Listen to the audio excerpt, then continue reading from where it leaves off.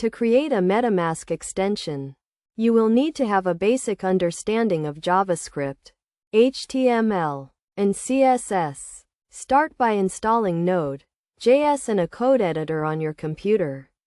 Then, create a new directory for your project and navigate to it in your terminal. First, initialize a new Node.js project by running the command npm init. This will create a package JSON file that stores information about your project.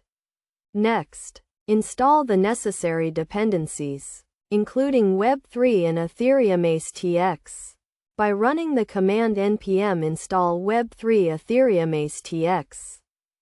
Create a new file called manifest.json and add the basic metadata for your extension, including its name, description, and version.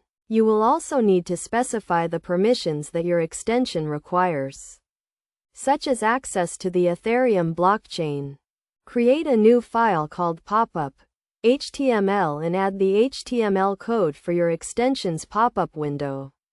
This will typically include a button to connect to the Ethereum blockchain and a display to show the user's account balance.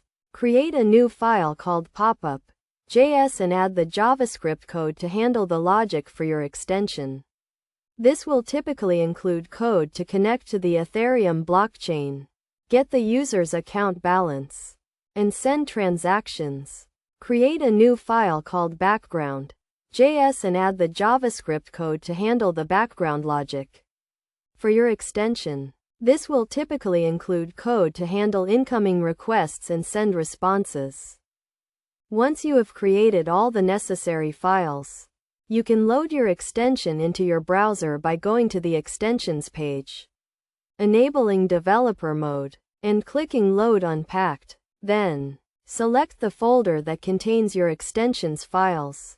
To package your extension for distribution, run the command npm run build. This will create a zip file that contains all your extension's files. You can then upload this zip file to the Chrome Web Store or other extension stores. Throughout the development process, make sure to follow best practices for security and development. This includes using secure coding practices, testing your extension thoroughly, and following the guidelines set by the Chrome Web Store and other extension stores. By following these steps and best practices, you can create a secure and functional Metamask extension.